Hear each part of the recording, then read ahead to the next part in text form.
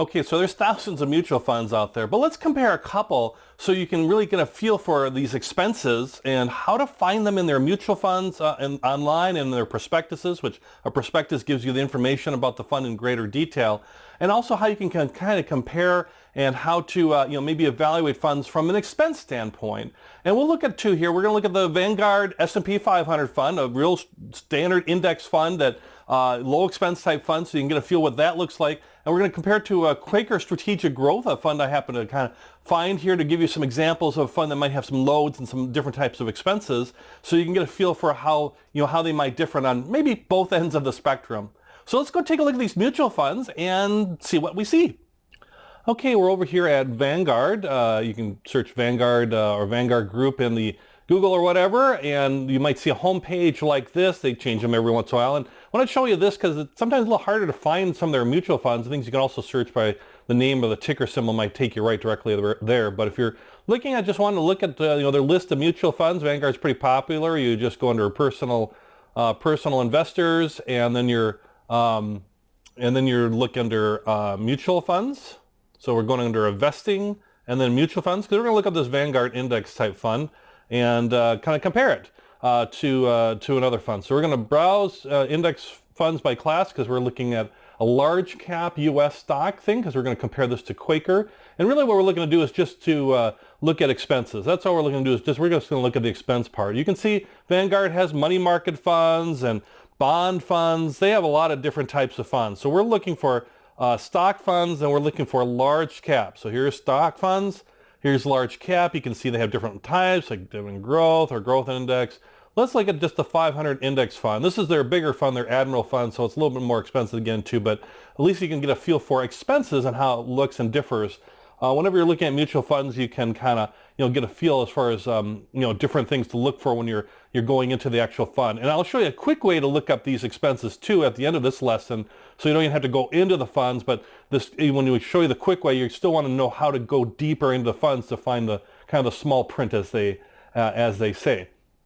So if I pull up 500 Vanguard 500 index fund, it's the top. Admiral shares is the top 500 U.S. stocks, large cap. It gives you a little overview and all that. And what we're looking for is fees, because this lesson's on fees and expenses. So we're going to click on fees and minimums here. On other funds, it'll say like expenses or fees. Either way, that's what you're looking for, is expenses or fees. And overall, you can start seeing here Vanguard 500, real low. This is 0.05 expense ratio. Now you need like 10 grand to get in this fund. So it's not expensive to get into. The regular 500 funds like 3 grand to get into, and that's like a 0.18 or something. But it gives you a feel for how low the expense ratio can be with like an index fund compared to, let's say, the average of a little over 1% for funds.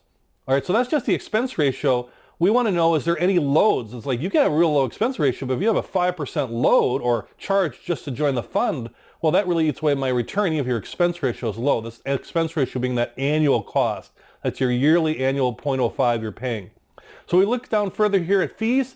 Purchase fee, that would be a load, is none. So great, there's no load to it. There's no redemption fee, so I could sell it after even only a couple weeks or whatever. I don't have to worry about holding it for a certain period. So there's no purchase fee or exit fee or redemption fee. There's no 12B1 fee or any other types of additional fees in there. If you had a certain account, like maybe in a certain type of trust account, they might charge you annually like $20. You'll find that when you go in to set up the actual account. But if we're just doing just investing regular old mutual funds, you can see, wow, this is extremely low, 0.05. A lot of mutual funds in the index category, you can find like around 0.2 to 0.3 as far as a fund expense ratio annually. And heck, there's no annual fee. So if you like an index fund and low expenses, this is an example of a way to go. Let's compare that to the other extreme, which is looking at a fund that's an actively managed fund that's got some pretty high expenses. And I chose this one intentionally just to show the idea of the expenses. And by the way, I'm not recommending one fund over another, though expenses and performance might be obvious with these two. But I just want to educate and show how you want to look at different funds. And this happens to be the Quaker Strategic Growth Fund. It is a large cap fund.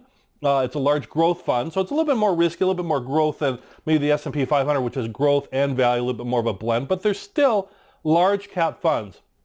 You can see they're not sharing too much with us right off the bat here. I wish they were sharing a little bit more here.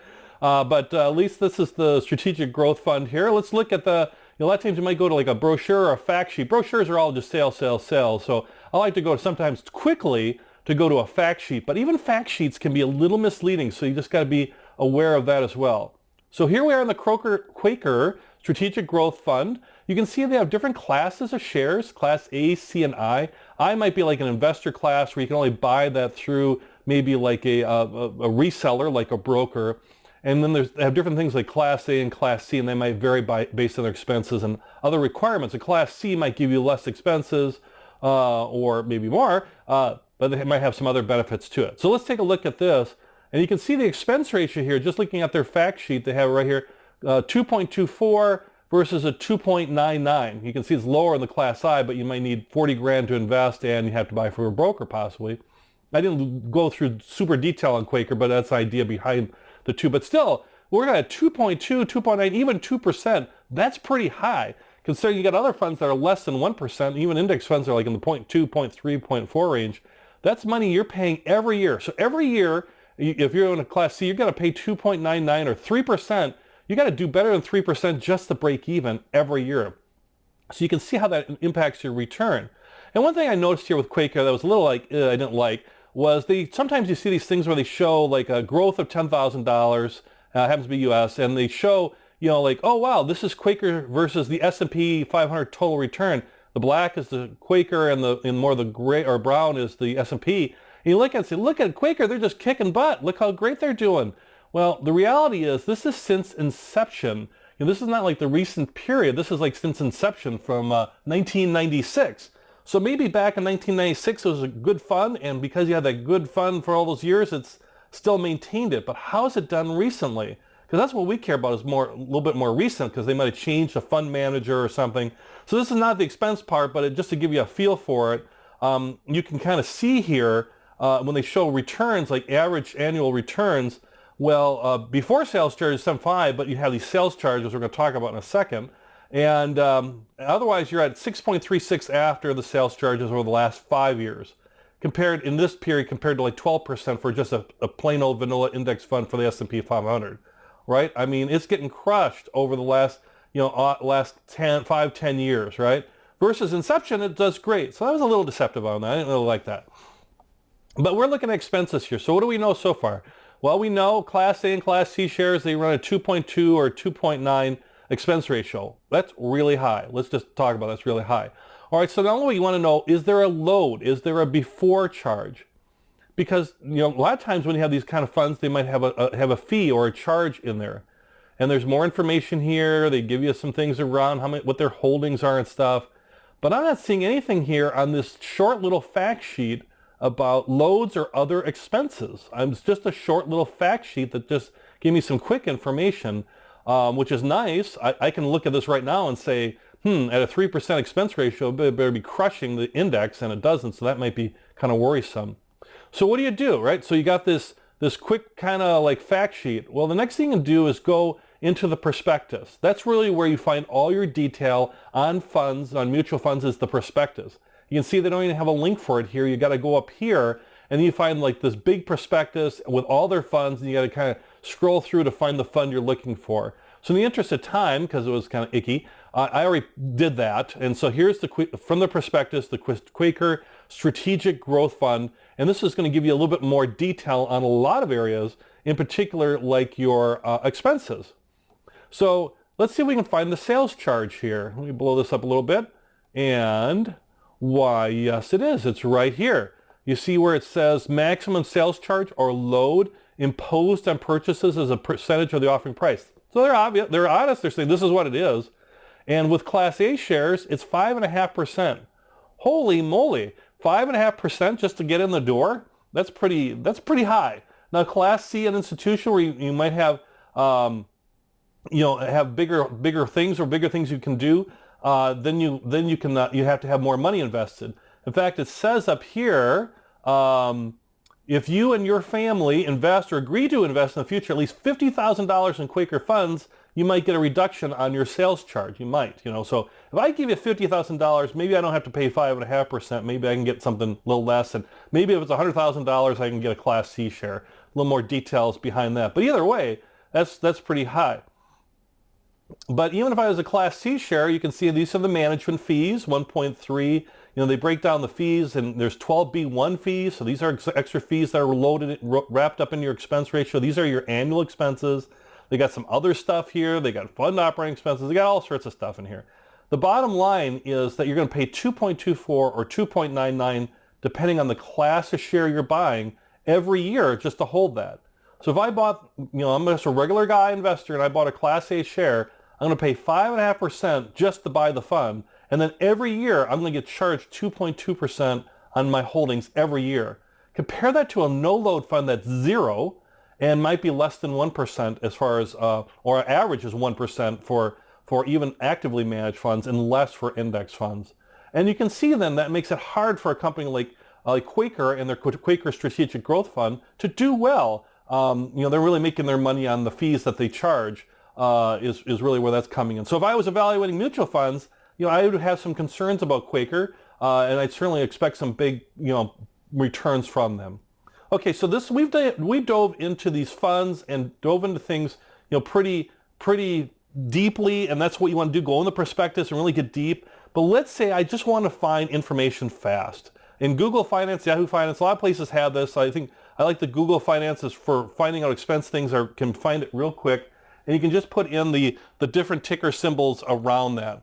So I know, or you could just type in the name. So if you're not sure, you know, what you're looking for, you could go into, let's say, Vanguard, and it will pull up all the Vanguard funds, and the more you type it in. In fact, let's look at the Vanguard regular old 500 index, the investor class. We were looking at Admiral, which had super low expense ratios, but you needed 10 grand.